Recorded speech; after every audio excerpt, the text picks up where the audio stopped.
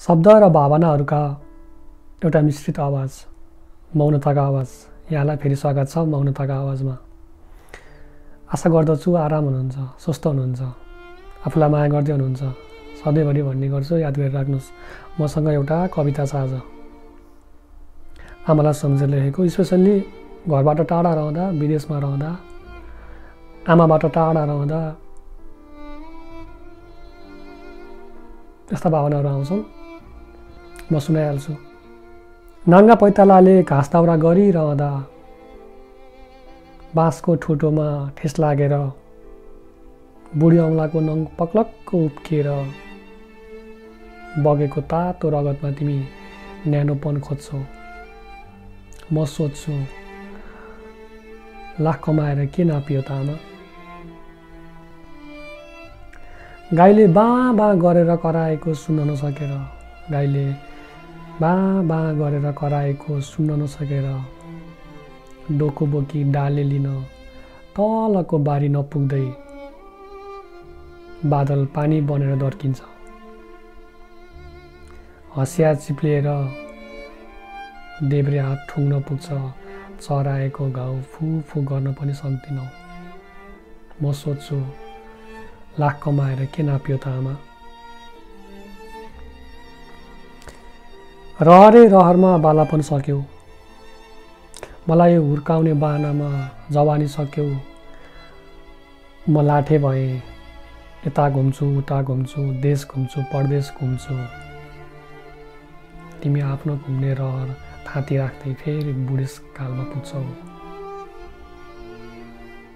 म सोध्छु, लाख कमाएर के नापियो त आमा?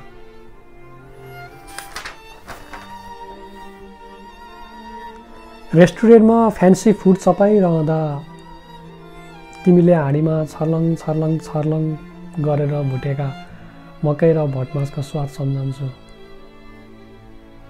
तिम्रो हातको स्वाद अनमोल छ थाहा पाउँदा। म सोध्छु, लाख कमाएर के नापियो त आमा? आफू अँध्यारोमा बसेर टुक्की बाल्दै मलाई अक्षर चिनायो। आज ममताको विषयमा तिमीले संसारलाई हराउँदैछौ। मैले पाएको लब्धाङ्कमा म अनपढ देख्छु। किताबका ठेलीमा किचिरहँदा म सोध्छु, लाख कमाएर के नापियो त आमा?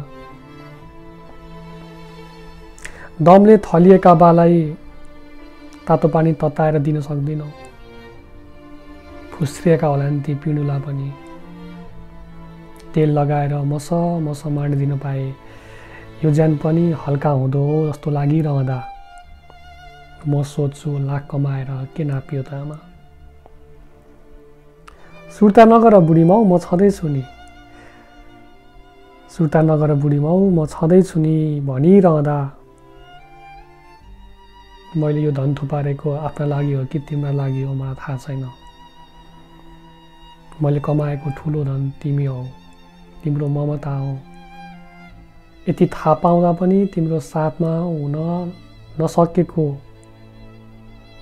यति थाहा पाउँदा पनि तिम्रो साथमा हुन नसकेको बाध्यतालाई सम्झेर सोध्छु, लाख कमाएर के नापियो त आमा?